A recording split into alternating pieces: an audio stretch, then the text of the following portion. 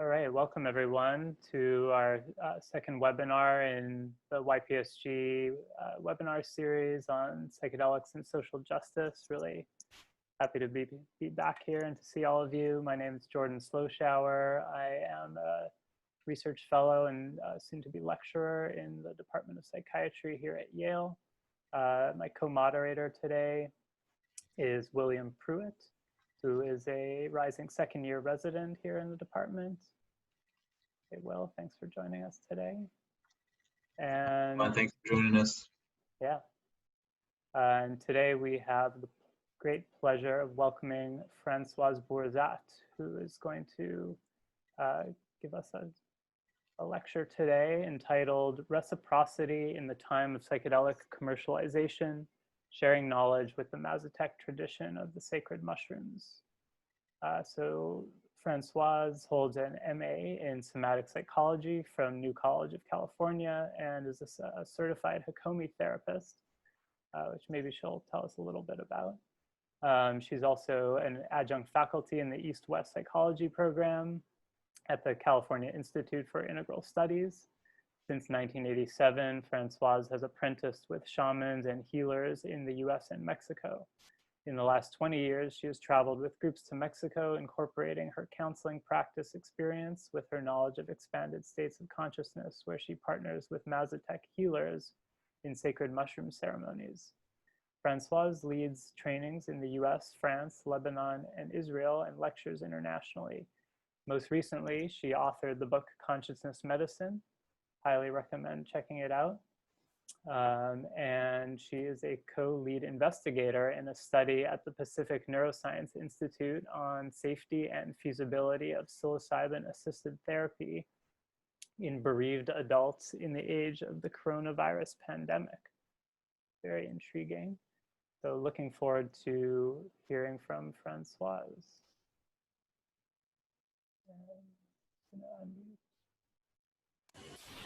Thank you, Jordan. Thank you, William. And thank you all for being here, listening to what I will share with you. I'd like to, since most of you might not be familiar with my writing, I don't know, but I'm going to give you a little bit of introduction about who I am and sort of my itinerary in this field of psychedelics. I started to study psychology in France. It was more of a psychoanalytical approach. I studied with Jacques Lacan, even in Paris. And I came to the United States in 1981 after some adventure and tribulation around the world. And when I came here, I soon after my arrival here, met some interesting people who were mostly involved at CIIS. They had all been students of Ralph Metzner, Stan Grof. And amongst the students at the time was my husband, or soon-to-be husband.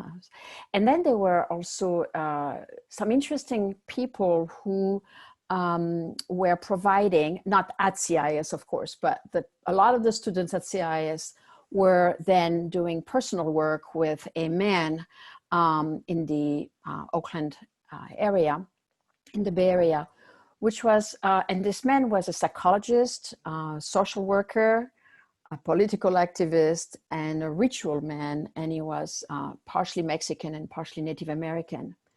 He was teaching Jungian psychology at San Jose State. He was very educated for a man who had been born and raised on the reservation and from very disadvantaged background, we should say.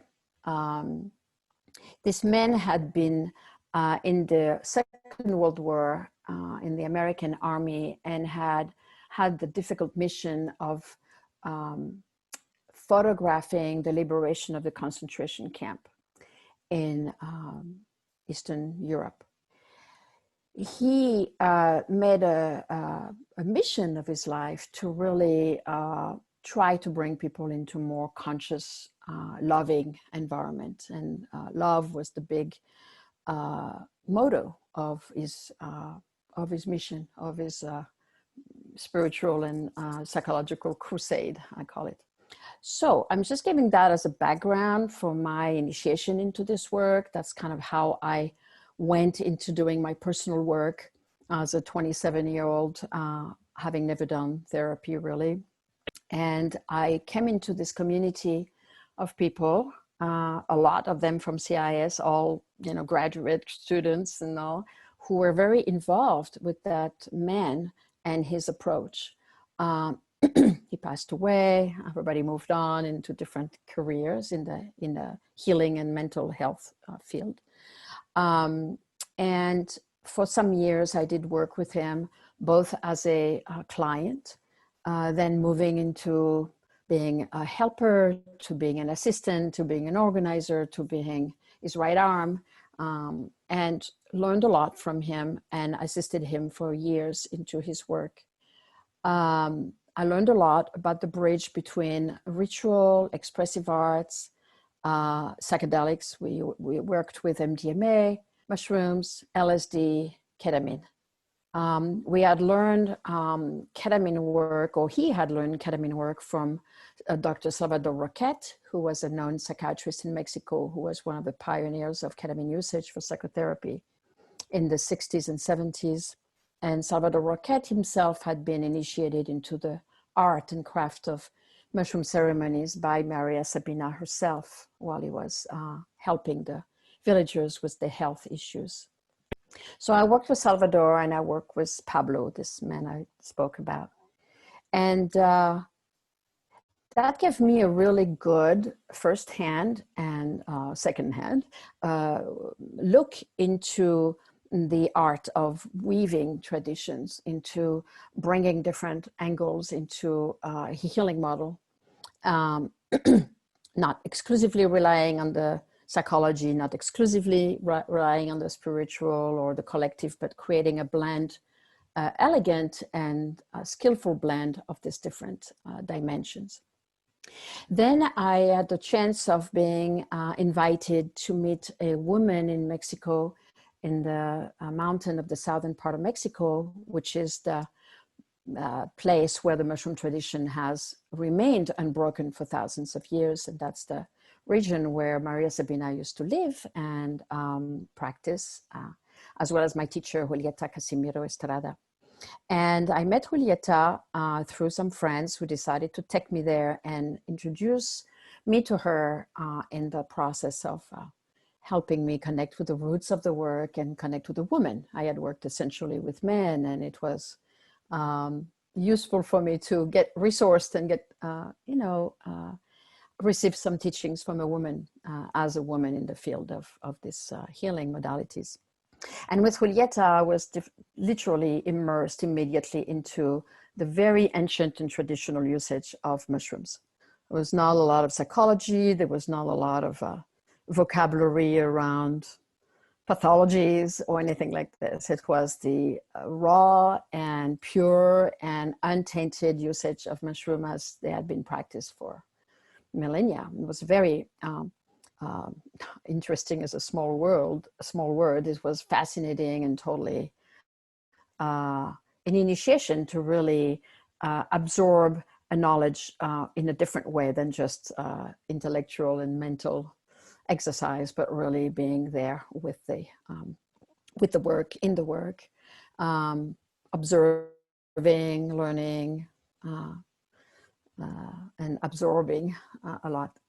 And for the 20 years of our communication, she passed away 2 years ago. For the 20 years of our life together, I should say, we've been collaborating closely in me bringing people down to her, or going by myself, of course, and spending time in her presence, in her ceremony, as well as the way the Mazatecs are approaching this work, this ritual, and what is the cosmology and gestalt of their approach, which is not just limited to how they handle the mushroom at all. There's a lot more to that. And so She has come to San Francisco and give lectures. She has come to New York and give lectures. She has gone to France. She has gone to Israel. She has gone many places and give lectures. She was part of the Council on 13 Indigenous Grandmothers, which was an interesting council of women, grandmothers, elder women, coming together in prayers, which was very interesting in how they accepted one another and heard one another in their very unique contribution to the field of spirituality and ancient traditions. There were women from Nepal or from Tibet or from Alaska or from Brazil, and Native American women and Mayan women. There was a very interesting, colorful group of women who ended up being sisters over the next 13 years of their collaboration.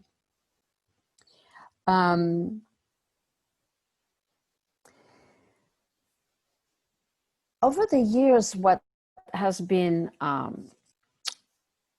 guess, distilling inside me, because I don't know if it's been a intellectual process per se, but what has been distilling into me is the usage of psychedelics. Like, why using psychedelics? Why using mushrooms, especially, since that is mostly the territory that I'm most skilled into, familiar with. Why do we use psychedelic in the human population, as the Mazatec have done, and what do we want from them now? Why do we, as people from the mostly industrialized world, mostly educated world, mostly research world or psychological world, why do we want to lean onto psychedelics? Why do we return to a sense of curiosity towards a modality of healing that is really the first modality of healing, which is we turn to the planet to provide the plants that heal us. We turn to the planet to provide the plants that feed us, and we turn to the planet to provide the plants that heal us. That mentality in and of itself is a profound shamanic belief that is at the core of all the psychedelic practices in indigenous territories. So, as a population of modern, industrialized, educated world, we are trying to return to a source that is profoundly us, that is profoundly our original belief, our original compass. And we are attempting to lean on these traditions for examples, for leadership in a way, and for intelligence and wisdom. So we are turning back, so to speak, to look at the past and to look at how those were done, how these medicines were handled. What is the way that this human society or human tribes has been grounded and anchored into traditional practices with psychedelics over millennia all over the world. And then we forgot. And now we are sort of reopening our eyes and seeing that maybe there's an intelligence to that.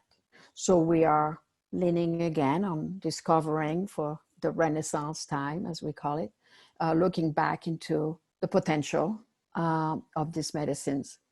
And it comes with, of course, the typical pitfalls of people going to extract something from indigenous territories and colonizing it and taking it and using it and not turning back to see where it's coming from and who the people are in the globality of their wisdom, and just not necessary. And so the process is the process of extraction out of its context, out of its intelligence and spirituality for the sake of something, for the sake of science or for the sake of healing. Now, the Mazatecs themselves are very pleased to hear that their medicine is recognized as a potential healing. They knew that. They didn't wait for the industrialized world to validate this claim, but they're glad that, it's a little bit like, oh, the children are finally getting the message. This is good.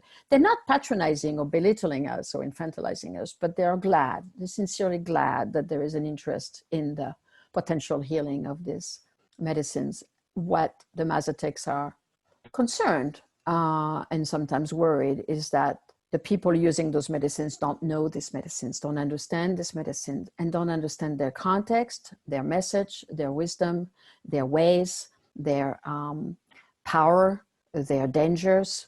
And so there is a bit of a giving children a tool, so to speak, that the kid, a hammer that the kid cannot really handle properly. So they're concerned about the poor use, possibly the misuse. They're certainly concerned about the respect that their traditions could receive in their masterful usage of those mushrooms. But they're mostly concerned about, oh, they're going to take the mushroom, they're going to do something with it, which would be half or if that of the potential of the healing, because they don't really understand the whole gestalt of it. So part of what I've been interested in doing over the last 20 years and even before, because I was with Pablo was the same thing, is my interest has been to create humbly, because I can't claim to know very, very much about the mushroom tradition from the Mazatec, but what I've gathered over the years is that I'm interested in bridging these worlds. I'm interested in communicating some of these principles that the Mazatecs are holding or knowing or teaching, and who we are as again, I'm going to say industrialized practitioners. I don't know what to call us. Are we more educated than us? I don't know. Maybe we have a different education, but we are a university education, let's put it this way. Or maybe we are, I don't know. We have a different society, we are just not like the Mazatec. Okay. So, my attempt has been to create a dialogue, a bridge, an interchange, and to try to distill, to be kind of an alchemist of sort, in my way of talking about the way what I understand about the Mazatecs, what I understand about the Western model or the modern model of psychology, and then this field of research, which is of course an additional field that is popping up now in the last 20 years, and more actively in the last few years. So what are we? Okay, so the psychedelics for me have three or many functions. And in my book, I talk about that. And I'm going to say a little bit about the map, so you have a sense of how am I orienting myself here. I sort of believe, this is a map like any other map, I believe that the human experience can be sort of categorized. Again, it's a world that can be, nuanced, but categorized in physical experience, emotional experience, spiritual experience, relational experience, and ecological experience, meaning a relationship with nature. So these 5 aspects of the human experience are what receives healing when we are doing psychedelics. So we heal our body of the tension and the contraction that are held within our body. That has to do with the emotional body, going into the second aspect, that has to do with our emotions, our belief system, what we hold in our mind, what we hold in our subconscious, all this repressed memories, as well as the emotional predicament we are living with. So that's the emotional layer that then, of course, connects with the spiritual dimension of ourselves, meaning what do we believe in when we stop being an emotional balance? What are we turning to? Is there a container for our process that's bigger than our human experience, and what do we turn to? And it can be different for a lot of us, and some of us have not been raised in the context where there was any spirituality present, but we can find spirituality in nature or in different practices that are now acquired in our own adult life, which then goes into the relational field. Who do we live with? Who do we interact with? Who are our families? Families of heart, of spirit, of family, of origin, family that we create now. And what is our relational field? How do we participate into the human family. And we can see that as in the micro or the macro, right? In the minute way or the meta way, how it is our participation to the global as well as to the one-on-one. And then there is the relationship into the environment, which is the ultimate physical, concrete presence that holds us, which is the earth, which is the elements, which is what surrounds us and on which we live and which feeds us, like I said earlier. So this internal process that gets slowly brought out into, the vastness of the planet and its own or her own spirituality is what I consider the recipients of psychedelic healing. It's a recipient of any healing. Healing is healing. I mean, if you go dancing or if you meditate or if you grow a garden, you're going to have healing on all these levels. And it will be sort of up to you to decide how your healing is received on all these different levels of the human experience. But psychedelics, because they are, of course, going beyond our ego structure or below our ego structure, and they transcend, or they help us transcend what we identify ourselves as being, they can then bring us into a vaster dimension of ourselves, into something that has more potential, that has more possibilities, that are more creativity, and ultimately more love for ourselves and others and the world and the planet. So with the Mazatec, really believe that the mushrooms are liberating us from the heaviness that burdens our spirituality. This is their vocabulary. They believe that if we get, if we surrender into the hands of the divine, this is their word, right? If we surrender into the hands of the divine through the mushroom practice, we then know freedom. We know, our ultimate soul place, which is the place of the ancestors, which is the place of the future generations, which is the place of spirit, which is the place where we reside essentially forever. And so this is the place of eternity.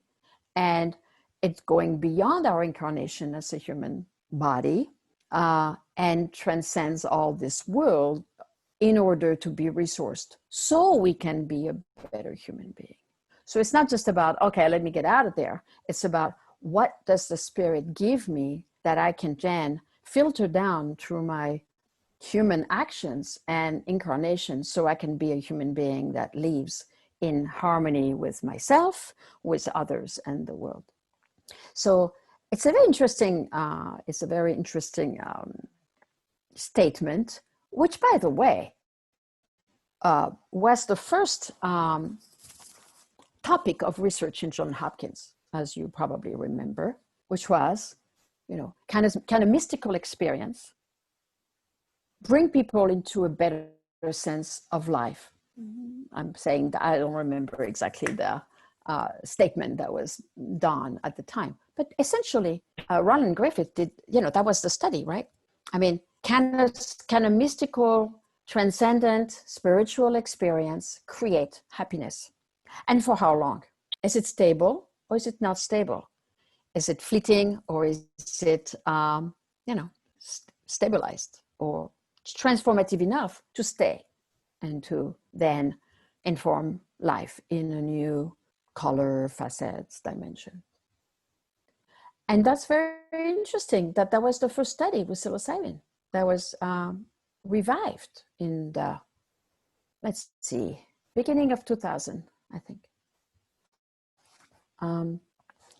Now, after that, there has been a lot of interest in how can mushrooms, psilocybin, because, we can't use fresh mushroom because there's too many variables, and which is a shame, really.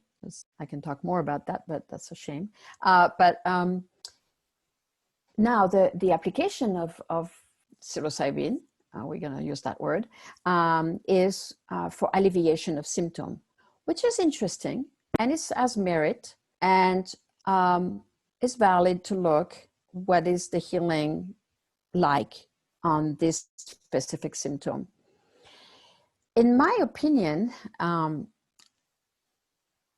it doesn't work that way. I mean, we can measure if someone is less depressed, is less anxious. We can measure if someone is less addicted. We can measure if someone has, I don't know, less eating disorders, and that's totally, you know, valuable. But I'm more interested into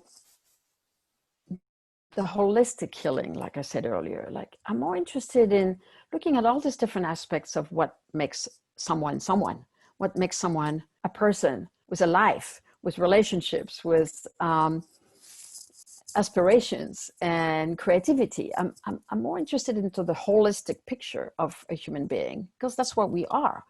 If we start to compartmentalize ourselves, we create what I call a separatedness. And by definition, mushrooms are not about separatedness. The mushroom in and of itself is about connectedness, mycelium intelligence, bringing intelligence and intelligent communication between different parts of the planet, right? Different parts of the planet. You know, the rock with the trees, with the tree, with the river with the other tree. That's the principle of mushroom intelligence. And essentially, that's what happens within ourselves. When we take mushrooms, we are informed of the intelligence that then connects different parts of ourselves. The past, the present, the future, our memories, our body, our spirit, our relationship, everything gets connected with this mycelial bath, I should say.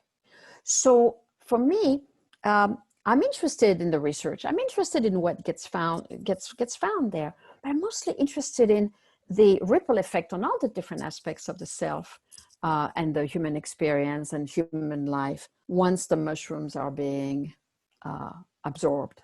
So for the sake of the FDA research, and some of you are researchers, I'm sure you hear that, you know, there's a need of identifying a symptom and putting the pill on the symptom and saying that treats the symptom. And I'm going to do that. I'm now part of this list I'm in the team of investigators about this COVID-related grief. And I'm going to do exactly that. I'm going to see how is the grief treated with psilocybin, which, okay, I'll do that because I think it will work. And I do believe in the intelligence of the substance itself. But, you know, I'm really interested in my own collaboration with these physicians to see the other aspects of the people that are being, by the way, alleviated too, by the way, treated. We'll do that on the other side of the investigation. But I'm really interested in seeing what else gets alleviated and what else gets treated and what else gets improved in people's life out of this psilocybin experience. So I believe that psilocybin, psychedelic healing is both a very personal healing. It's a very internal, private, very intimate to oneself healing, looking at the formation of our personality, what made us be who we are as far as generational trauma, generational cultures,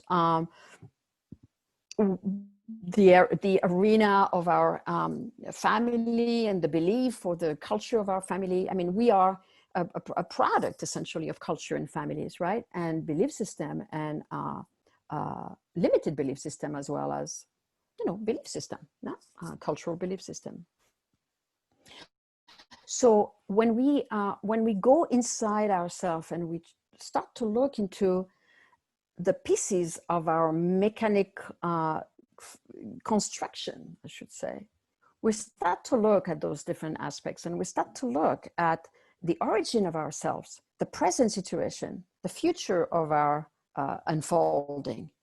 And it becomes a process that is not so much a personal process, but becomes a collective process. Huh? When we start looking at the community, at what we do with the planet, we start to be bringing our findings and our evolution and our healing into the social sphere, into the environmental sphere, and into the impact of our personal healing into what we do and what we say and how we act out there.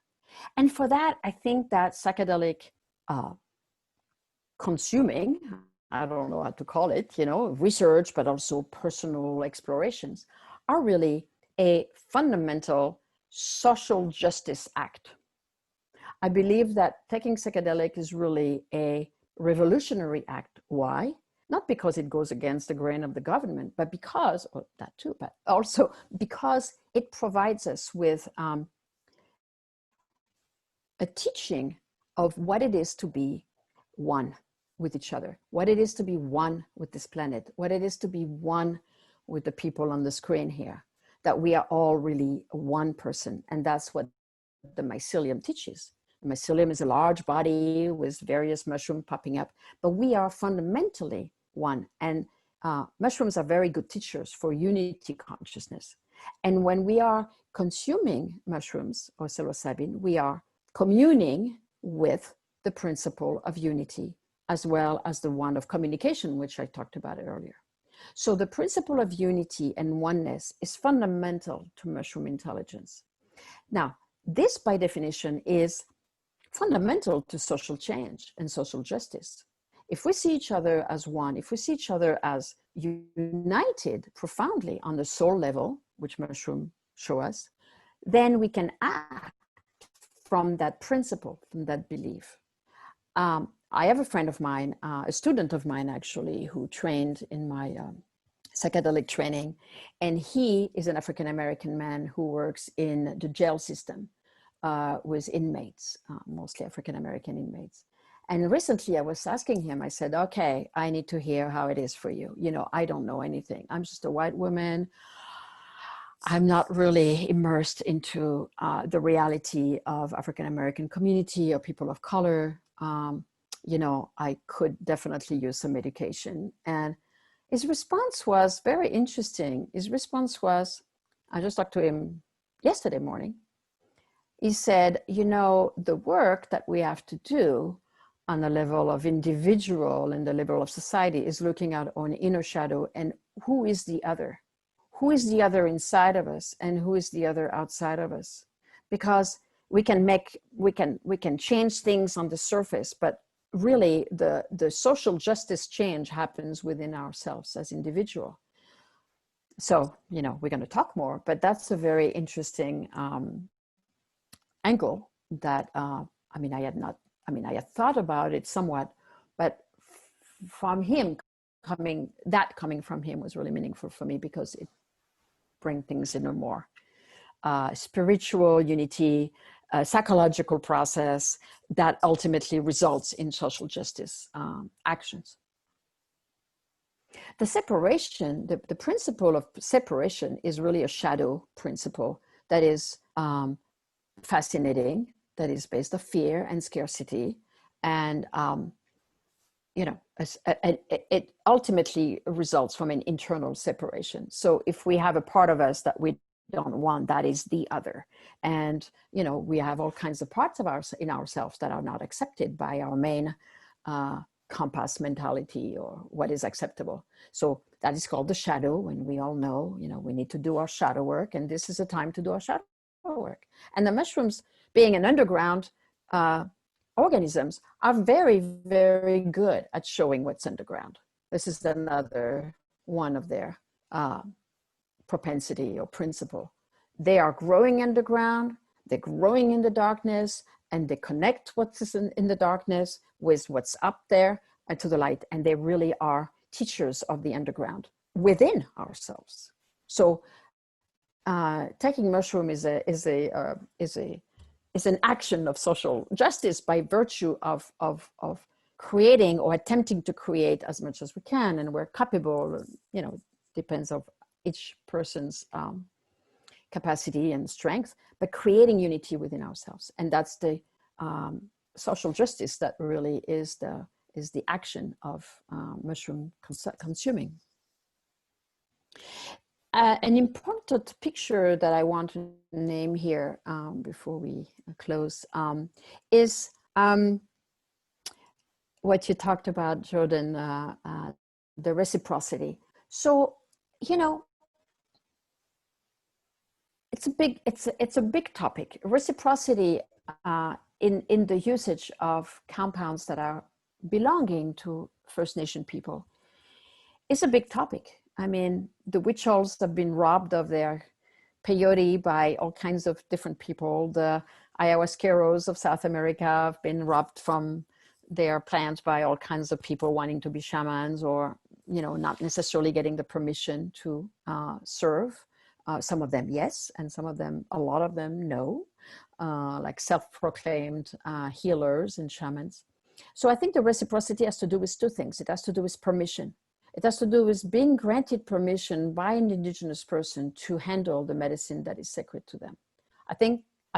I wouldn't take my friend's car without their permission. I wouldn't take their belonging without their permission. I wouldn't take anything from their house without their permission. But we go into territories and feel like we can just take their things and go and run with it and do whatever we want with it. So there's a sense of politeness, a sense of consideration, and a sense of permission. Do we have permission to handle those medicines? And how do we handle them? And, do we give back to them? Do we give back to the Mazatec people and make sure their tradition is preserved and supported, and their children can go to school and they have clinic health and support for their traditional wisdom to be passed on to the next generation? How do we provide them back with the support that they need and want and deserve, while we take their medicine away and go running with it on kinds of fancy study that takes $40 million? So, this is a very interesting dialogue when pharmaceutical companies or basically pharmaceutical companies would start to make a synthetic pill, or try to patent something, or kind of quote unquote steal something and make something theirs, and then get a lot of millions of dollars and move on with it and get wealthy. And it's difficult. It's difficult to feel that there is even a thank you being given, or even an offer. What could I do for you? What could I give you to thank you for holding this tradition for all these thousands of years? So now I can make a pill that will help people, that will help people who are suicidal or depressed or anxious, who will help people who have grief. How do I serve you? How do I express gratitude? Reciprocity is a lot about saying thank you. It's about giving back, huh? It's about being in proximity with, in return to proximity, which is, how do I get close to you now that you offered me something precious to you, the most sacred part of your tradition? You give me the most sacred and core part of your tradition, what you revere for thousands of years, and now I take it and I go with it. What can I give back? What do you need from me? How can I serve you after what you serve for me and my people and my medical attentiveness to people who suffer greatly? So on my part, I'm not saying I'm a great example. I'm like a lot of people.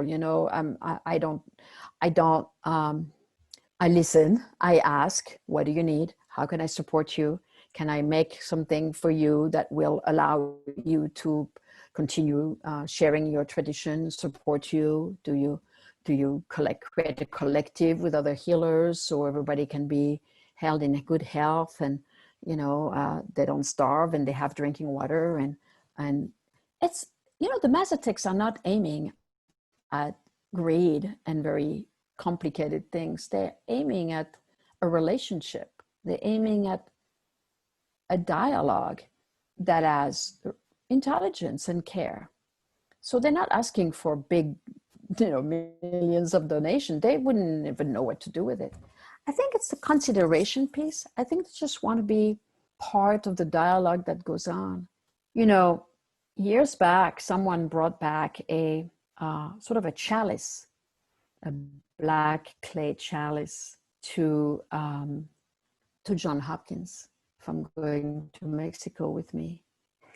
And that chalice is what serves the psilocybin pills in the John Hopkins study to this day. And when I told that to my teacher in Mexico, I said, I want you to know that there's research being done. I want you to know that people are trying to make healing out of the mushroom in different ways. they can't do mushroom because it's complicated and the law is not right. And so they make a pill and they give it like this. But they give it in your chalice that comes from your house, from your land, that's made of the ground of this land. And she said that it was good, that there was the land there, that there was a part of the tradition that was present in the study. The vibration of the tradition was present. And that felt like a good action, right? And that felt like a good honoring of her and her culture, really. She was just a messenger. She was not like the center of it all. But the fact that there is a bridge is interesting. And now, you know, the Mazatec, as I continue going there, of course, they have actually a very interesting curiosity towards what is happening in our culture, what is happening in this research, what is happening in this medication that's called psilocybin, what is happening, what are people helped with.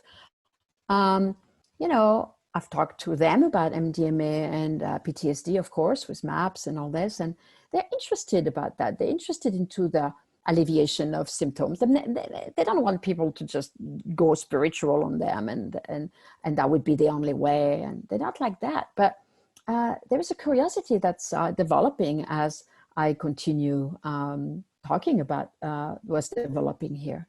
So I think that the reciprocity is more, again, is social justice, right? We want to create social justice within ourselves, within each other, and we got to create social justice with the people who are responsible for our interest in psychedelics, essentially. If it was not for, you know, Gordon Wasson and Maria Sabina and Julieta, we wouldn't have psilocybin here, and we wouldn't have research. We wouldn't have research if it was not for them. That would not even exist. We wouldn't be able to even be in labs and, you know, do what we do. So I think we need to do something about acknowledging, you know, where all this comes from. We wouldn't have this webinar here if it was not for the people who've been, you know, for thousands of years and during the Spaniard conquest survived the slaughter to keep the mushroom alive. So I think that, you know, we need to stop, pause, turn back, have some reciprocity, hear what wisdom they have to say, how they talk about the mushrooms, what we can hear and absorb and learn, and bring that into the world of medicine and research. So we have that vocabulary, we have that sensitivity, we have that interest, that curiosity, and it starts to bridge this enormous gap that can be actually exacerbated with the research if we don't look carefully into this bridge. Thank you. Thank you so much, Francoise. So we'll move into the discussion and question and answer period. So the way this works is anyone who wants to ask a question, I would encourage you to use the raise hand feature in Zoom, which you can find if you click on the participants button. Then you should see another little button that says raise hand. And then we'll take you off of mute. We'll call on you, take you off of mute, and you can ask your question. We'll ask you to also come onto turn your video on so we can see your face and create that community sense. You also, if you prefer, could enter your question in the chat box and ask your question that way, though we will give some priority to people who raise their hand directly. So Francoise, I have a lot of questions I could ask, but I think just to start us off, you mentioned the example of the chalice that Johns Hopkins used, and which I think was a really, in that case, like a really nice way of bridging the tradition and the research. But I've often wondered, I guess this is a question a little bit about the term cultural appropriation, and how, I think that was an instance which there was a genuine exchange and between the two. But I've also sometimes worried about, in the research setting, we might try to just pick and choose one or two little things that come from an indigenous tradition and incorporate it in the research and think that this is, somehow adequately doing the reciprocity or So I'm just curious if you have any thoughts on, like, you know, when something might be considered cultural appropriation by bringing it, especially in this kind of research context where we're trying to bridge worlds, but how do we do that in a good way and in a way that avoids cultural appropriation? Mm. You know, it all depends how you are connecting with the aspect of this traditional contribution you want to do. If you want to do, I don't know, an altar, or if you want to light a candle, if you want to put flowers. I mean, all this comes from different traditions, right? It depends what it means to you. An altar is an old universal aspect of spiritual ritual. So if you want to make an altar with someone bringing a photo or an object that means something to them, you know, or if you want to have a vase with flowers, these are universal items of ritual on the spiritual and collective level. If you want to take something that is more specifically of a tradition, then you need to know what it means to you. Are you just using it to look good? Are you just using it to look like you're bringing some tribal aspect? Or is it connected with something that's dear to you? If you bring a Buddhist image, or if you bring an African sculpture, or if you bring a stone from an area that is special to you, if it's connected to you, or if the client or participant connects with a certain object, then it means something to them. It means a support. It means it has a spiritual connection. It's not just a bought thing that looks good. It has to mean something. If it means something internally, then the people don't care. You know, I've talked to my Lakota friend, and I said, is that appropriate for me to make prayer ties? Is that appropriate for me to burn sage or sweetgrass? And she said, well, if you have done this in the context of a ritual, when someone of that tradition, you know, participated with you, and you adopted it because it was so special to you, and now you want to make it part of your ritual, you're fine. So I think it's a matter of permission. It's a matter of being given the okay by the traditional people.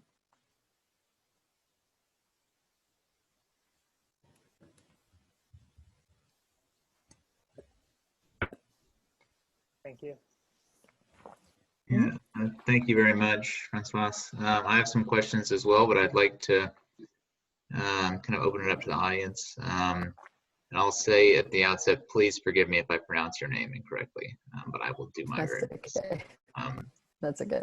Thank you. So first, Peter Corbett.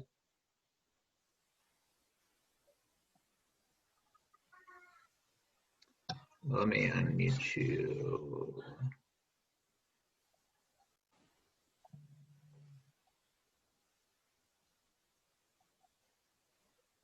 Okay, can you hear me? Yes. Yeah. Great. So hi, this is great. Thank you. I think one of the biggest question I have is particularly because the situation that we're in now is that the only substance that we can use currently that's legal, other than in the context of, you know, religious rituals and that kind of thing, is ketamine at this point, which is a synthetic substance. And one of the things that I really like about what you're saying, in fact, when I was over the years, I've always shied away from, LSD or ketamine, that kind of thing, because there was something intuitively that felt really important about substances being sort of the earth, or that there was this sort of natural wisdom piece that I think comes from, that you're talking a lot about here.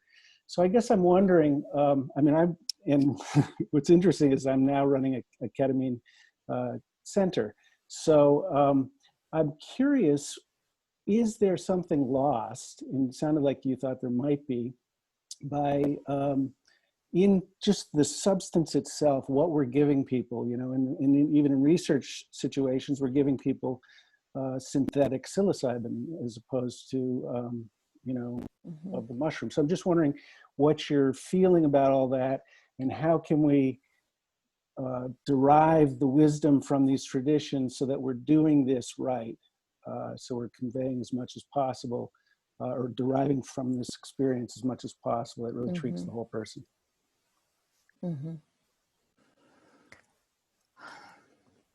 I mean, I hear you, and I have the same concern. You know, ketamine is now the thing that is, accessible for everyone. So it's a little, it's like the one tool for everything, and it's okay, but it's a little, it has its own limitation, and it's synthetic and everything. So, well, I think that's why there is a value in the current movement of decriminalization and more civil liberty as far as access to natural compounds of this earth within a education, cautious safety approach. I mean, I am part of the board of the Oregon Initiative right now to legalize the use of mushrooms. I'm part of the board with advisory board with Robin in London and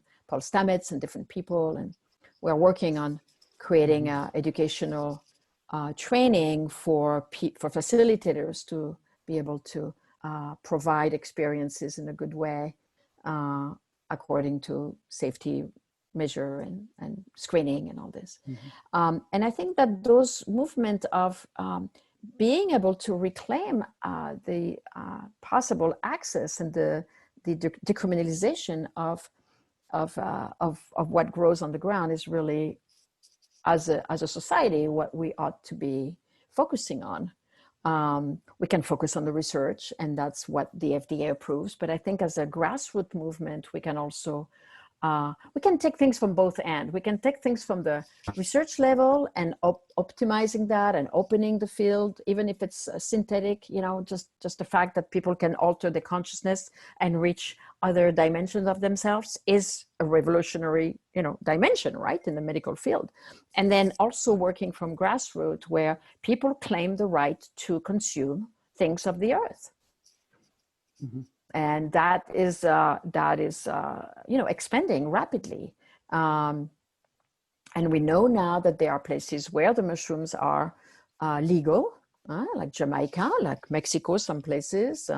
The truffles are legal in Holland and the Netherlands, right? So there are countries in Europe where the things are essentially decriminalized, like Portugal or the Czech Republic, and people can own and consume some of everything.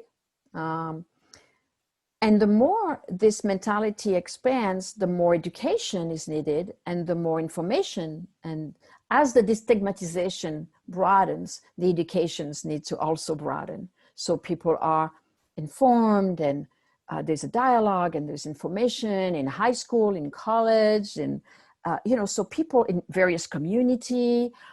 So it's not just like, getting high somewhere or being in a lab doing research or being limited. So it's a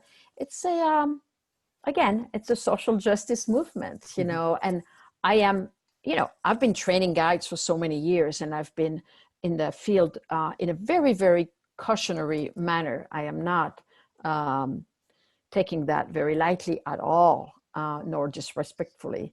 But there's also the, liberty of consuming something that one would want and one would be provided a good context for. So again, it's education, which is my thing. It's education, it's vocabulary, it's this territory of information. So the ketamine, synthetic, LSD or psilocybin, yes, it's not grown up the earth. MDMA. I mean, I talked to Rick, and he says, "Well, MDMA is not a natural compound, and yet it helps people, and we don't have to have a lineage with it because it is, there's no legacy of indigenous practices." But the space within is a space of healing, and is a space of sacred, and is a space of expanded consciousness, and as such, is a very holy, sacred space, right? So whatever expands our consciousness, may it be synthetic or organic, it's still an inner space of expansion, of lack of fear or lack of self, or fading of the self or fading of the fear. And in that, it is a transformative space in itself. And so it has to be treated with respect and sacredness, because the closer we come to our spirit, to our soul, or as we tap into it, we are really in a holy land there, right? In an inner holy land. So we need to treat that space with reverence, no matter what the material is. I mean, my teacher used to say, it doesn't matter what's in the plate.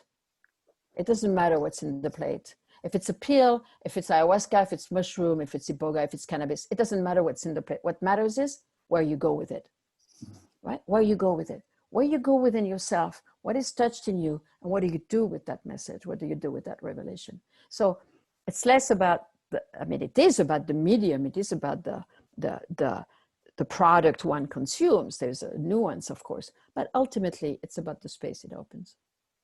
Thank you. Yeah, you're welcome. Thank you. Next, Benoit. Let me unmute you. Oops. Hello, greetings, Francoise. Thank you Hello. so much for this wonderful presentation, for sharing your time and experience and insights. It's been lovely. I also feel like I could ask you a lot of questions, but I will try and stick to one, which is when I often have, when thinking about context and sort of cultural context and differences between traditional indigenous usages and modern psychedelic usages or usages in industrial society. One of the big differences I find when I look at indigenous use of psychedelics across cultures is that there's a much stronger sense of what I call a relational setting. So when these substances are taken, when these healing agents are taken, it's often in the context of a community that is already rooted with social ties, which is something that you don't necessarily get when you're, taking MDMA or psilocybin in a lab or even in a therapist's office. So I'm curious just to get your thoughts on the importance of that. I think it's really sort of interesting because it kind of allows this level of accountability and then ongoing opportunities for integration within the community that strengthens the individual. So I'm just curious what you think about that, if there's a way to somehow incorporate that into industrial models of psychedelic care, just what your thoughts are on that. Thank you for that question. This is really important. And, well, in my initiation into this work, I was both doing individual work and collective work. And I could see the merit of that. And that was kind of I didn't know any better. So that's how I grew up, so to speak, with very individual sessions with MDMA or mushrooms or MDMA and ketamine or mushroom, whatever, combination of them. And then there was the group and the bonding and the resonance and the mutual support and the solidarity that was established and really highly efficient for the healing of each person in the group. Once we are in the soup together, the solidarity, the compassion, or the trigger that one, experiences when someone next to you is crying or yelling or making a racket, you get to confront your own intolerance, and you get to work on stuff. So I do believe in the value of both individual work and collective work. I think that again, in traditional context, you're right. Most of these practices happen in collective. The Mazatec, certainly do journeys for one people, but most of the time there's a group of people. People come by, or if a woman comes for healing, she brings her husband, her child, or she brings the neighbors, and everybody sits there. There's a collective support that is established, and it's very important in how one can feel safe and one can feel really championed or reassured or soothed or really supported if there's a lot of grief coming out, that this human support that one feels in the love of other people. So it is again, it is a weird direction that the science takes in exploring things on an individual level. There's a wonderful man in San Francisco, Brian Anderson. I don't know if you know, he's at UCSF and he's doing a study on psilocybin in groups. And I'm really excited, and I know the man, you know, he's a friend, and it's very interesting to see what are the particular qualities and aspects that will be revealed in the group setting, and what does that provide, and what does that hinder, and what does that provide, right? So I've seen a lot of different things. I mean, I've taken individuals to Mexico and work with them there, and I could see the benefit of a very design, you know, targeted work on one person. My teacher and I would work with that person, and that was very specific, and there was a lot of room for the person to have whatever experience they wanted to have. Whereas I've taken many groups there, and the persons have to be considerate to each other's space and not overwhelm the space with their own process. So, you know, that creates a societal environment where we have to be taking each other in consideration, which of course is what groups are, you know. So the teachings are immediate there. So I think both of them have value. It is interesting that you know, focusing on alleviation of symptoms in the research protocols are really just so about the one person, the one symptom, the one thing, you know. So it's a very narrow focus, which again can provide good results and can be validated, and that can help the whole thing move forward, you know. So it has merit, but it has limitation if it's just limited to that. Thank you. Thanks for that question, Benoit. And we actually had Brian Anderson give a webinar for us, for our group, just a few weeks ago. Oh, great. Which was great. Unfortunately, it's not, the recording's not currently available because he presented some unpublished data, but once his study gets published, we plan to upload that to our, the YPSG YouTube channel. So maybe in a couple months, hopefully. Wonderful. Wonderful. Yeah. So next question, I'm going to call on Dr. Chris Pittenger. Ask you to unmute. There we go. Can you hear me? Can. Great. Christopher, yeah. Okay, I hear you. Hi. Hi, thank you so much for that presentation and for sharing your experiences.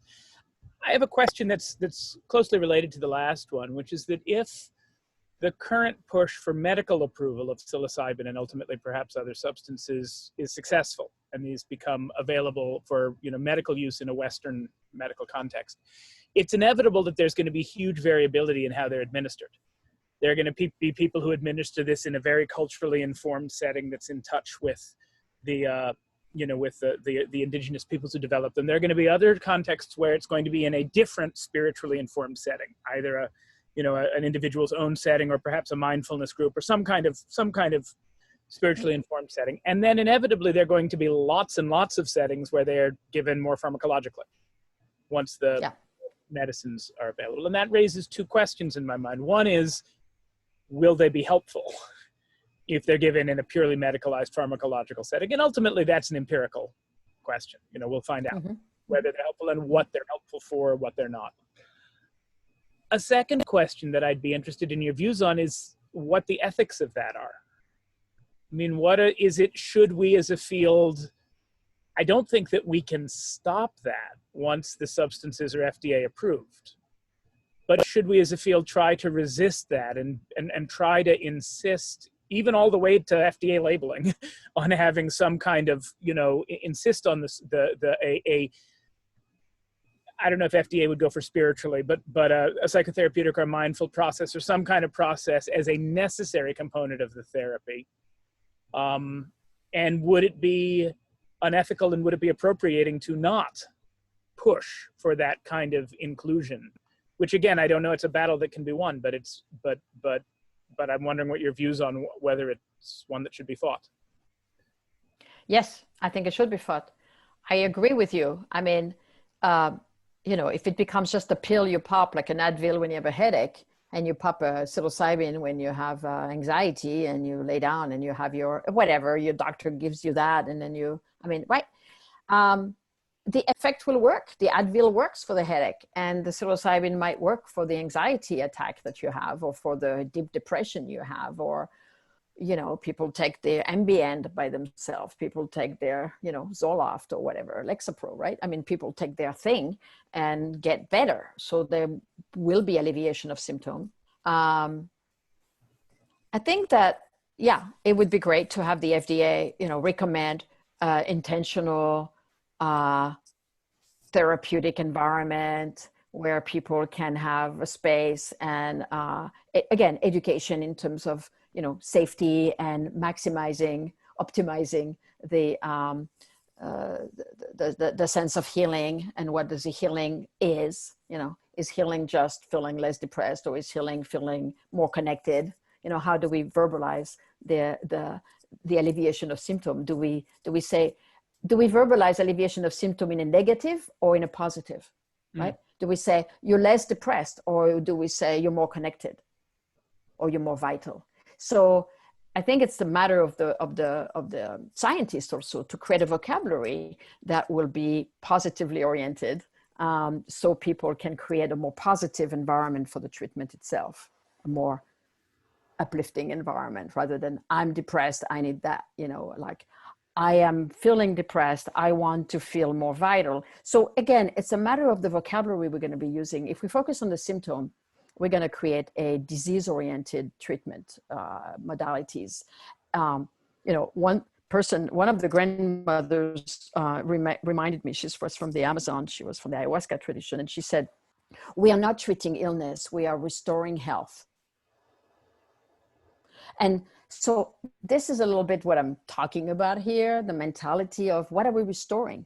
Are we, you know, what are we restoring is the different facet of the same, the different facet of the same coin, right? We are treating a symptom, but really what we're looking at is restoring a healthy state. What is the healthy state like? What does that sound like, look like, feel like, act like? And that's the measuring we want to focus on. Not so much how less depressed you are, but how more creative you are.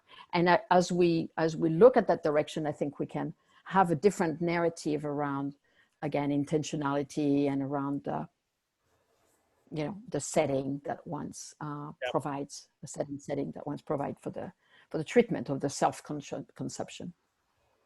If I may follow up, I think there are movements within Western, you know, within mainstream psychiatry that are shifting in that direction, about a focus of quality of life, a focus on, you know, recovery-based, not just symptom reduction, but recovery. So I think that to the extent that psychedelic medicine can connect with those movements that are not identical, certainly what you're saying, but at least are starting to speak some of the same language, I think that will go to the good. But there is a challenge, which is that the more setting have you know, significant requirements, you know, that you need trained facilitators, or whatever it may be, that's going to make the whole treatment less accessible, because it's going to increase cost, and it's going to increase the, you know, the number, it's going to decrease the number of sets. So I see a tension between helping as many people as possible and helping a smaller number of people in a more genuine, historically grounded, and perhaps healing way.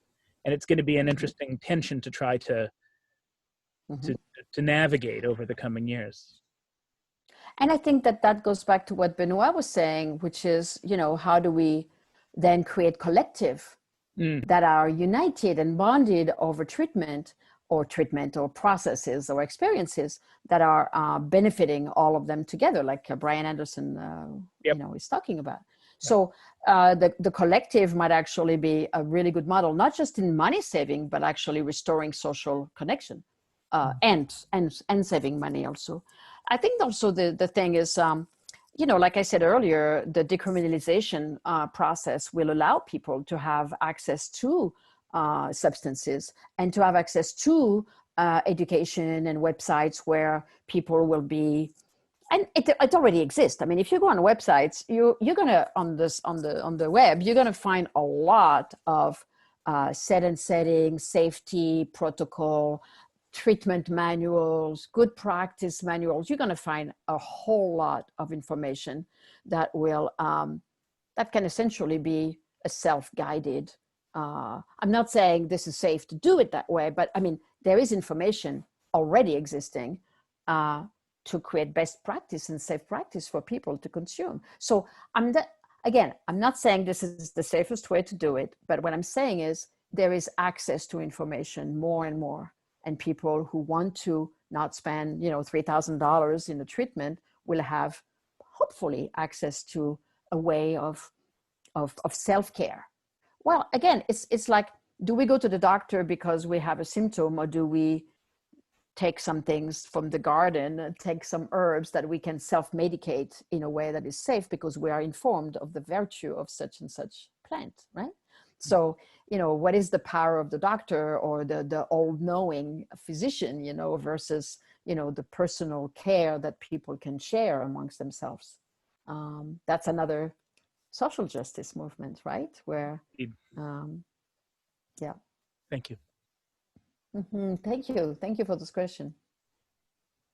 Thanks, Chris. And just to piggyback on this conversation of symptom-focused treatment versus sort of a more holistic or recovery-based model, I just wanted to mention that the model that we've been implementing in our study here at Yale for psilocybin-assisted therapy for depression is we're using a model that uses acceptance and commitment therapy as the therapeutic platform. And one of the main reasons that we selected that was that it's not actually like a diagnostic specific framework. We're not directly attempting to target depression per se, but actually working more on this broader construct called psychological flexibility, which is also focused on people having a meaningful values-driven life and sort of the downstream effects of being more present in the moment, living a values-driven life, we hypothesize is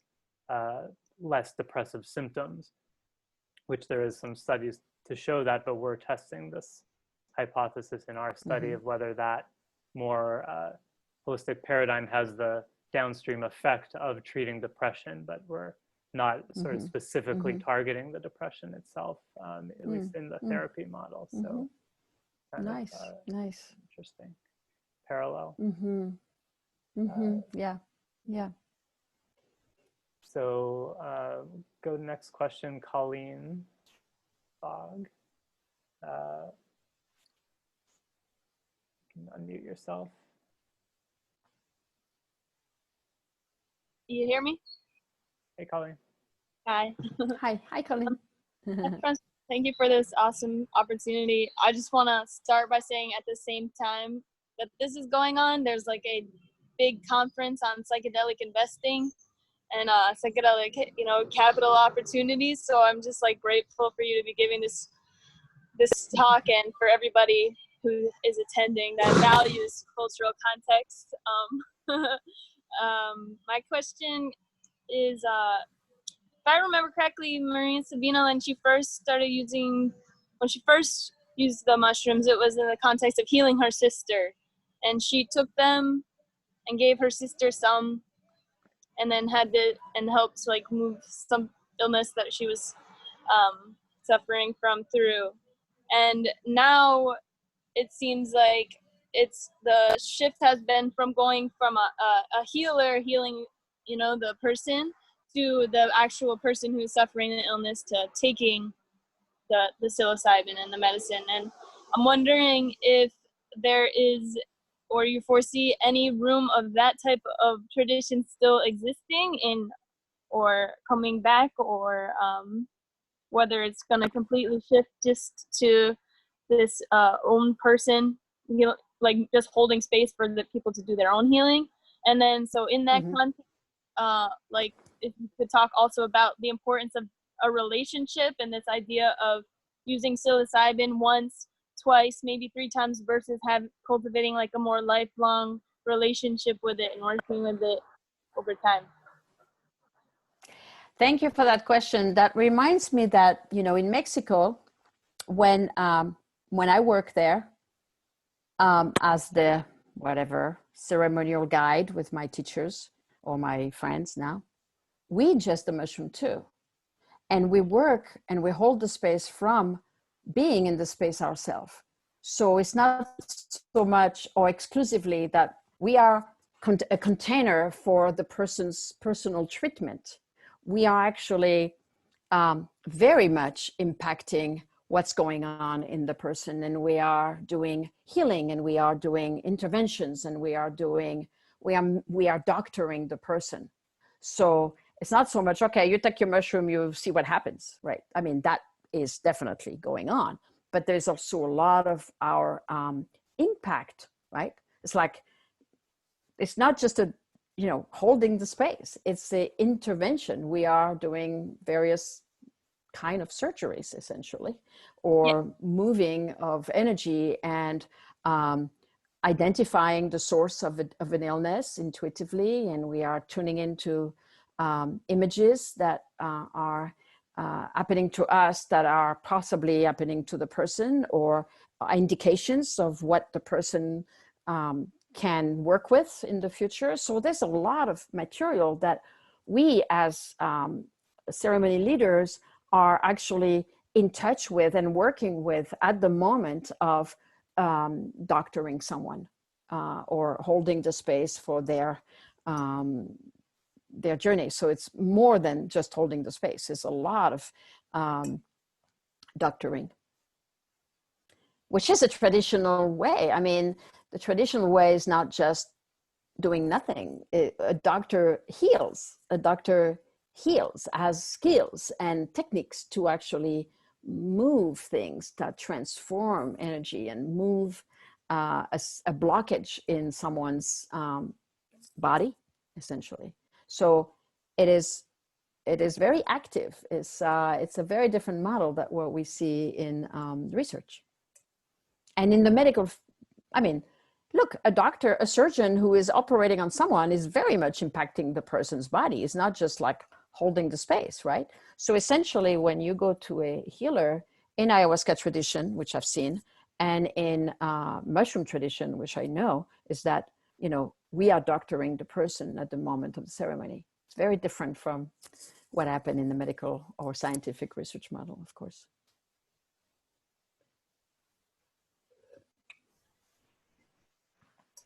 A follow-up question that I'd like to ask.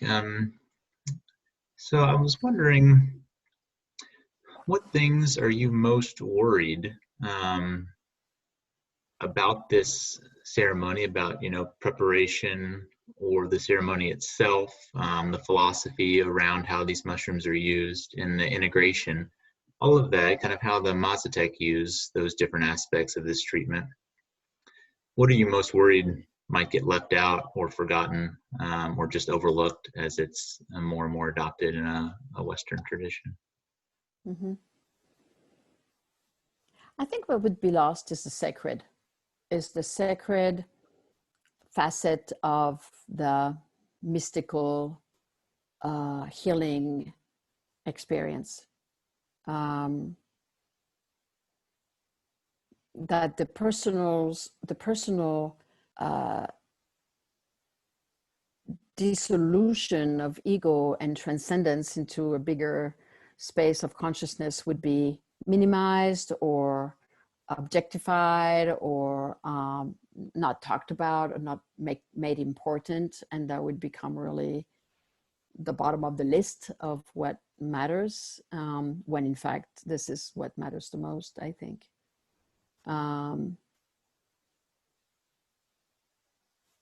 Yeah, the sacredness of oneself, the sacredness of the practice, the sacredness of the medicine, the sacredness of a tradition, that it would become desacralized, that it would become objectified and made synthetic, essentially, right? We go back to that. So that it would be, vulgarized, made something that is devoid of soul, essentially.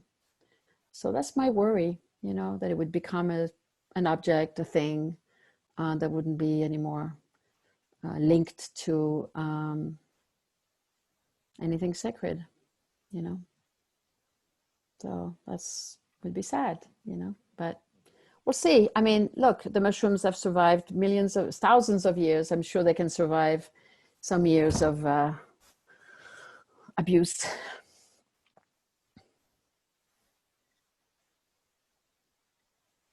Thank you very much for that answer. So another question from the audience, Mackenzie. There's also a question here. There's also a question on the chat box. How do you define integration?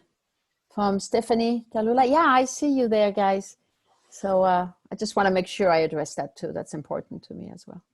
Yeah, we can, could we go on to that one now and then go to Mackenzie afterwards? Would you like to do that? All right. Yeah, that's good, Mackenzie. You're good with that? Thanks, okay. Mackenzie. Yeah, I think that's because, you know, we're okay. I'm looking at that in the timely manner because of what we were just saying. So the space that opens within oneself, we're saying, is valuable, it's meaningful, it's sacred, it's holy, it's transformative. And then what?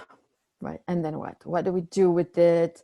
How do we make sense of it? How do we, you know, decode the journey, let alone that, right? So, here is what I'm thinking about integration. It's in my book, but I'm going to just synopsis it here for a moment. I think of integration in few steps, few phases. That's how I kind of, organized it in my mind. There is the phase of how does one feel after a journey? What's up? What do you feel? What's different? How is your mood? How is your body? What do you feel like saying, like doing, like eating, like smoking, like, what do you feel? So the immediate witnessing and catching of the new state is important to acknowledge. So that's the first step of integration. Second step of integration is narrating one's journey to a guide, hopefully, or to a therapist, or to a friend, or to a co-journeyer, whatever. So narrating the experience, right? Kind of the more you, not the more, but as you narrate the experience, more of it gets revealed. The layers kind of keep on giving. And then there is the layer of what does that mean? How is this experience connected with the intention that was originally at the beginning of the journey? So what was the intention? What did you go in for? What was going on? What was the question? What was the prayer? What was the wish? What was the symptom, right? I am feeling overwhelmed. I am feeling very fragile right now, or I am feeling blocked. I need to grieve this person. Something is blocking inside me. I need help with accessing my heart, my emotion, right? What's in the way, or how do I open up, right? So there's an intention. There is something. There's a presenting wish or symptom or intention, right? So how is the narrative of the journey an answer to that intention? That's a really important piece. And a lot of my work has been that, to make sense of a journey, to validate one's experience that is absolutely perfect to the intention. It might be a little hard to figure it out. Why did I get this when I wanted that? But it's always perfect. It always makes sense. And that's the art of the guide, to be able to, with time, have enough experience to understand the nuance of the journey's path.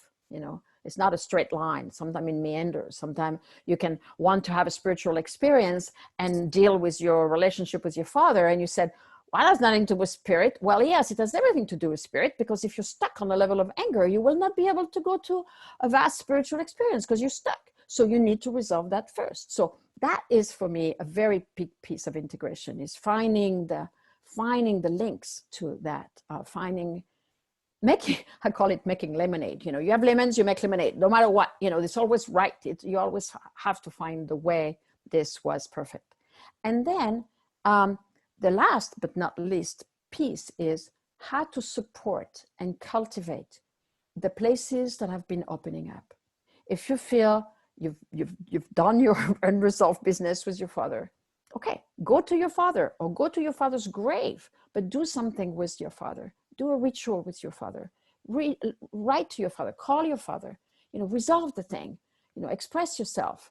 It's not going to go anywhere unless you do an action. So part of the integration for me is making it physical. I call it physicalizing. I call it grounding in the human action, taking care of your healing by taking responsibility of what you offered yourself. So it's a kind of an honoring of one's self-healing place in a way. If I do an integration such as writing to my father, even if he's passed away, I honor myself. I take care of my sacred space again. I take care of my seeking my spirituality, my freedom to have spirituality flowing through me in a more fluid way. So I act for myself, to myself, right? It's all inside. There's nobody out there. I'm not doing it for anyone. I'm doing it for me. So the self-honoring is a really amazing medication. It's an amazing healing modality. The moment you do something for yourself, you love yourself, you take care of yourself, you support yourself, it goes a long way. And it can be anything from, I feel so much vitality in this journey. That was great. And then at the end of the journey, I'm saying, okay, what you going to do about it? Well, I don't know, I'm too busy, la, la, la. And I'm like, no, I'm not having it. I'm not having your no, I'm too busy. You gave yourself that vitality and now you need to honor it. I don't care if you do yoga, if you go jump on a trampoline, or if you go to a dance class, or if you put music and move around, or if you, go running in the forest, but you got to do something about this vitality because that's not right to stifle it again. So integration is about doing things. And in my book, I have a whole list of practices according to the 5 aspects, because there's so much to be done. There's so much to practice. You get the book. I see the book. So you get, thank you. You got, yeah. Oh, thank you, you guys. So you got, thank you. So you got to be active towards yourself. I want to sign it now. I want to sign it. Anyway. And so you got to be active towards yourself and really ultimately love yourself better. Because at the end of the day, it's all about love. And it's all about, how do I love myself? How do I care? How do I tend to my needs? How do I tend to my sensitivity, to my tenderness, to my wounding? How am I parenting myself, right? So how am I the best friend to myself? How am I the best carer for myself? So I was doing an interview recently, which will be posted on my website soon, I hope, with my teacher's daughter, Eugenia Pineda. She was in San Francisco and we did some interviews together, and it's going to be subtitled and everything. So you're going to be able to read it. And she was saying, she's a Mazatec, original Mazatec person holding the ceremonies. And she said, it's all about love. It's all about loving the person who is in the room, in your care. It's about loving the work. It's about loving the medicine. It's about loving each other. It's about loving enough to be receiving healing from a ceremony leader. And it's all about, being more loving towards yourself and each other. So, and it comes from her mouth and it sounds so new agey, but then here she is, this indigenous person who is like, really not new agey at all, right? So.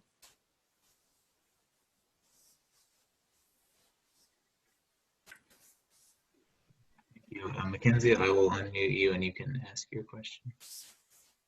Mm-hmm. All right, this was amazing. And it was awesome to have this space to talk about this. And reference to something Colleen brought up is the idea of capitalism making its way into psychedelics. And that posed with the research state of mind. Research exists in the contrast to indigenous healing to find out what the mechanisms are so we can explain it down to the T and publish papers for generalizable information. And that kind of goes against the grain of indigenous knowledge and just accepting, radical acceptance that this is just the way it is. You don't always have to explain everything. It's just going with what is to exist. Mm-hmm. So as we kind of come into this new age of capitalism and psychedelics and patenting and creating incredible barriers for people to access these things, regardless of decriminalization, what is processed by the FDA, what is, like these things to roll out. I just see that as running such a contrast to the idea of indigenous healing, because this is a communal thing. Nobody goes there to, like, people in that community don't pay to be healed. And constantly, time and time again, I've been involved in clinical research for so long that we do all of this great study, and then people get patents on these drugs. And then guess what? The way that our healthcare system works is that you end up paying thousands and thousands of dollars for something that, has the opportunity to allow you to find a sense of self, a sense of self-love and community and connection. And I don't know how we as a research society create that synergy, because they seem to be running in totally opposite directions.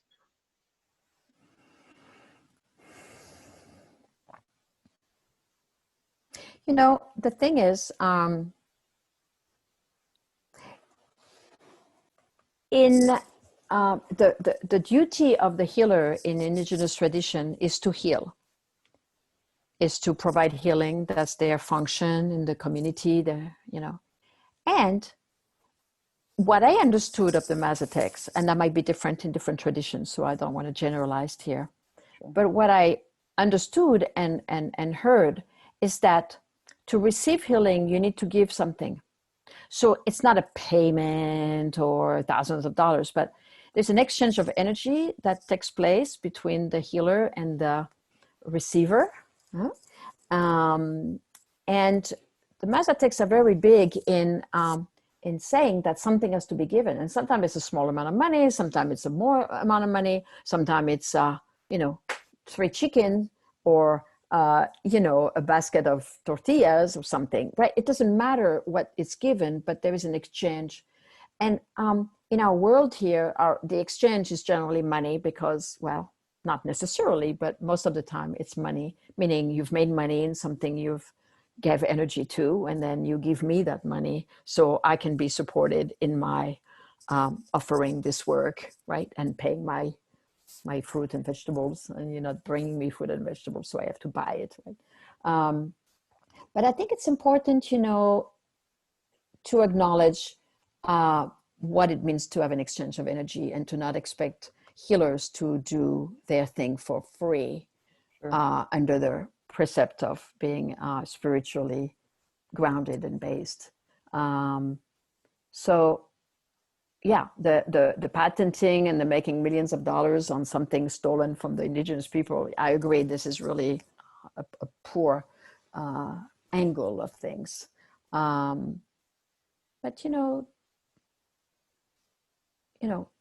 bringing something, I mean, if I go to your place to have dinner, I'm going to bring something, right? I'm going to bring something. I'm going to bring, some fruit from my garden, or I'm going to bring a bottle of wine, or I'm going to bring, I don't know, something, right, that I made, or something I bought as an offering, right? So you bring an offering to receive something, and the Mazatecs are really big in that. You bring an offering, and that's the exchange, right? And energetic exchange is the most I don't want to say important, but the thing that bring the most attention to exchange of energy. Like everything is energy, so you bring energy, you replace energy with another energy. It's very like that. So I just want to say though, if I invite you to my house and you are starving, like some people are with mental illness today, and you have no access to food, and I tell you, okay, you can come in only if you give me $500. Well, I mean, that is quintessential of where we are in healthcare today, is that there are people in severe need that have nothing to give. Yeah. And it's out of their hands. I agree. If you have something, you give something. If you don't have something, you don't give anything. So yeah, I mean, the mental health system is really messed up, and we need to have a fee structure so people who have money can pay, and people who don't have money don't pay. I mean, I'm setting up a whole center now for training guides and for doing retreats for people who need it. And people are going to pay what they can pay. And some people will be actually totally funded, because that's the principle of mushroom: solidarity and unity and oneness. So we share what we got. We share what we have. Yeah. Thank you, Mackenzie. Thank you for that. It's an important piece, the generosity piece and sharing. Thank you, Mackenzie. Next question is from Andrew Ding. Unmute yourself, Andrew. Go ahead. Hi, Francois. Thanks for your book and for your talk. So my question was about your experience and the difference between group therapy in the context of like a indigenous community with lifelong connections versus trying to build community over the course of, a few days or a week with Western journeyers, especially in the context of Americans, for instance, being part of a very individualistic society and lacking a sort of literal lifetime connection to their co-journeyers, as well as the fact that like the trip is inherently a very personal thing, although it's also kind of universal, and what the implications for implementation of group therapy in the West are. I'm not clear of the question. I don't hear you very, very well. Sorry. Go ahead to say it again. Rephrase your question succinctly. Sorry. I guess the differences between offering group therapy in the indigenous context, where people have known each other their whole lives, versus I see. Western journeyers who have very little chance to get to know each other before and come from a more individualistic cultural background. Yeah. It's an interesting, I've done that for many years. That's an interesting space, to bring people together who are culturally different, I mean, literally from different countries, even though they may all live in San Francisco area, they're, very international place here.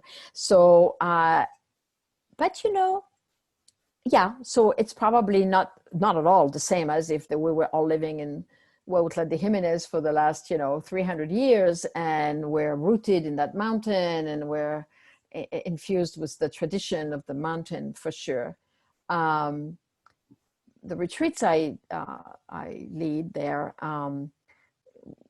we try to be, well, first of all, we are very welcomed in the family, of course. And people get to know each other, and people are genuinely sincere and vulnerable, and they talk about themselves and they bond about their intentions, and the processes are very vulnerable and bonding, and the groups are bonded for many years to come.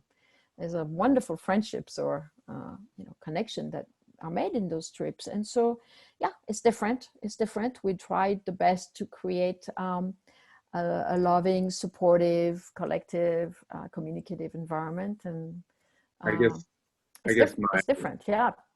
My follow-up question would be: is it different just in terms of the sort of quantitative depth, so to speak, or the quality of the connection, like the style, or you know what I mean? Mm-hmm. Well, I don't know how to answer that, because I'm not really a I could not compare with what it's like to journey amongst Mazatec. It's not my experience, right? I mean, I've journeyed with Mazatecs, but I was always a group with my group with it. So I don't know how to compare that really. That would be something for the Mazatec to answer, because they are exposed to their tradition, working together, journeying together, and then to the gringos being there and journeying. And I don't know if they could answer that either, but yeah, I'm not quite sure how to answer this, with a certain authority of because I don't know what it's like for the Mazatecs to journey together. Yeah. Okay, thank you. Thank you, Andrew. It's an interesting question. I mean, I'll ponder on this. Maybe I have some more narrative coming to me. Yeah. Thanks, Andrew. Francoise, I'm going to throw out two questions for you. One is one that you alluded to earlier, and it's been discussed in a number of our other talks, but I think you're well positioned to reflect on it. This is about the difference potentially between using the whole mushroom versus synthetic isolated psilocybin. You mentioned mushroom intelligence several times. What degree do you think this is maintained in the psilocybin pill, and what's lost? Sometimes people throw out what I think is a incorrect anecdote about Maria Sabina saying, that she was presented synthetic psilocybin and said, "Oh yeah, the same." I think there's issues with that, but so the first is just your thoughts on this issue between the two, and then I was just going to ask you to maybe say a couple of things about the research study that you're involved with around COVID, and specifically just whether the therapeutic model looks any different than, say, the Johns Hopkins model, or if it's pretty similar. Well, look, I do believe that the human body absorbs a fresh mushroom or dried mushroom better than a synthesized pill. I think that it's like, do you want to take, a vitamin C pill, or do you want to drink an orange juice? It's like, do you prefer the organic ingestion of a fresh something, that is that goes into your body in a very organic and smooth way because it meets the chemistry and the texture is more simpatico with your biology? Or do you want to create, bring something synthetic in your body that will alter your brain function and give you a trip? So I think there is a difference. I would prefer the organic compound over a pill. I don't think the story of Maria Sabina saying it's the same, it's true, actually. I think it's a made up justification. I think it's wrong, actually. It's not true, and she would not know. And yeah, I think this is a poor story that travels around.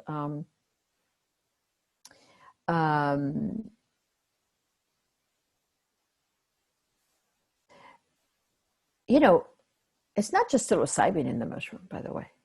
There's all kinds of other molecules, other proteins, other factors. I mean, I'm not a scientist, but I know, talking to my friends who are, say, psilocybin is one of the things. And when it gets extracted, certainly it does the effect it has to do, but then there is all the rest that's not there anymore. And all the secondary, compounds that are forgotten, lost in translation, literally, that have a lot to do with the experience in itself and the connection we have with the earth and the connection the experience we have on a physical level. It creates a different level of experience. It doesn't mean psilocybin is not efficient. It doesn't mean it doesn't do the job of aiming at some resolution of symptoms and treatments like this, but it's not the same as taking a whole compound that has a multifaceted, complex action on our bodies. What was the second part of your question, Jordan? Just about your upcoming study related to COVID. Oh, yeah. COVID-related grief. Yeah. And what the therapeutic model looks like. Were you able to incorporate any of the lessons you've learned from Juliet? So we are looking at that.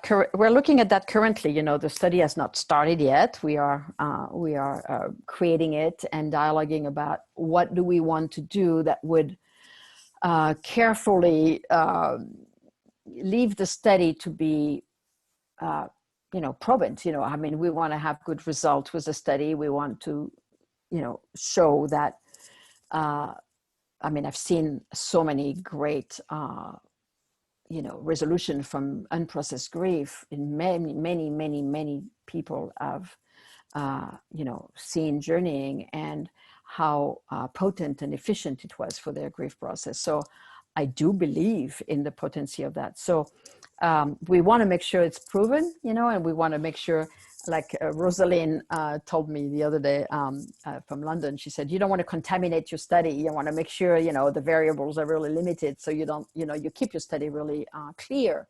And so that means, you know, we will have to be,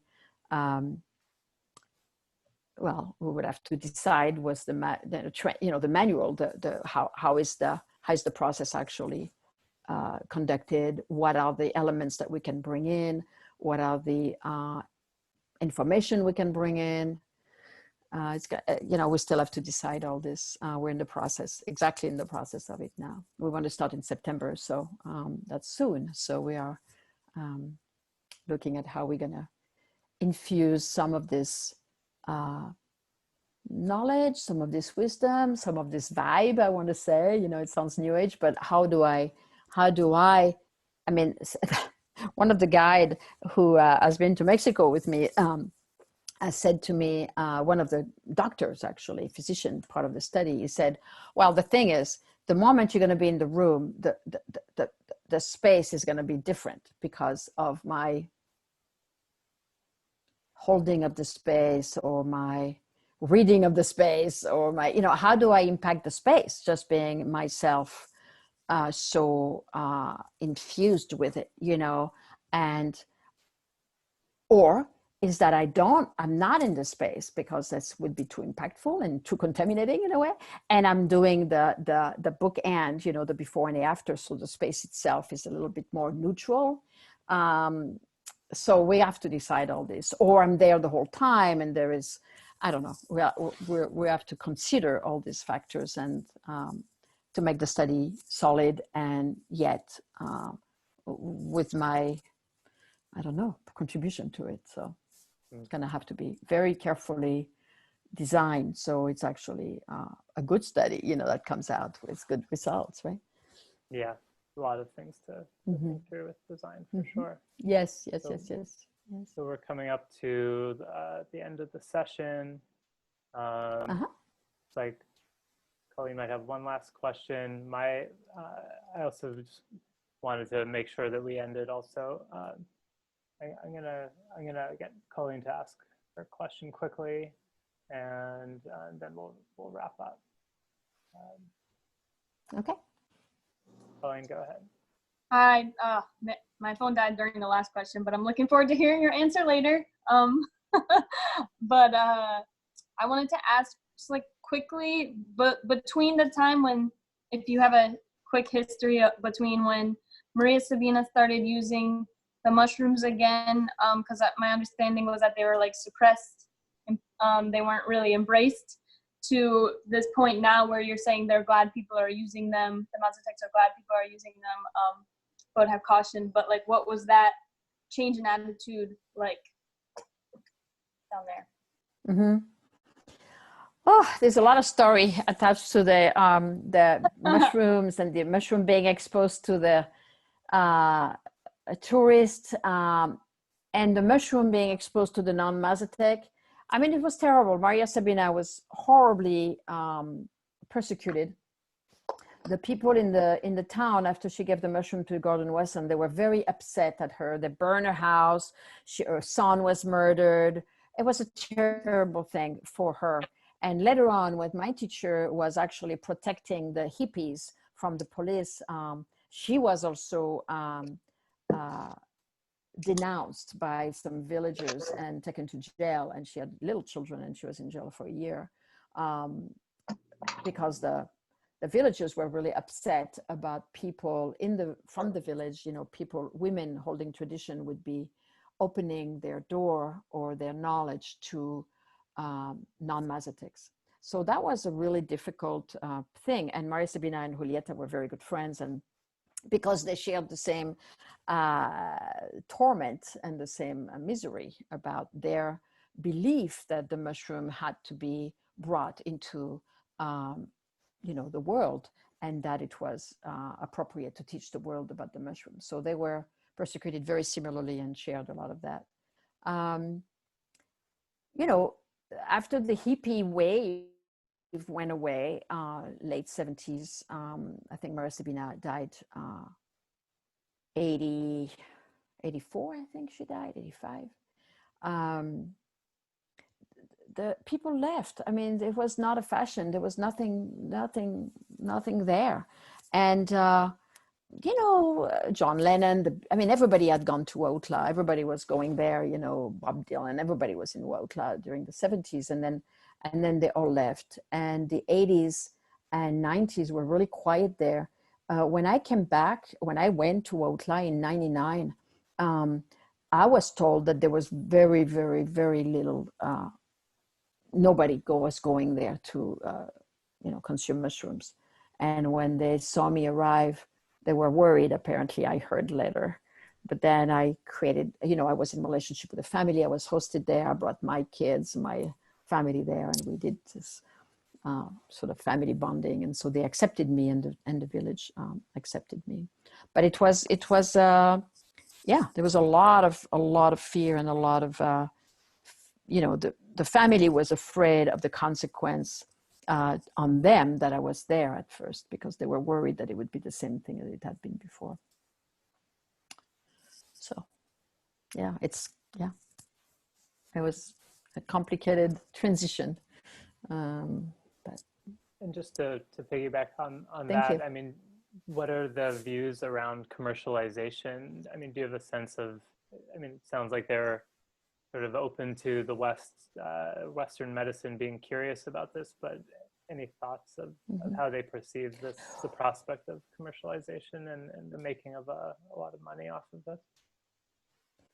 Well, it's a mixed bag. On one hand, they say, look, if it helps people, if people have been doing science and making pills out of our mushrooms and helping people, then it's good. They're all for healing. They're not like, well, it's our mushroom, forget the people, they can suffer.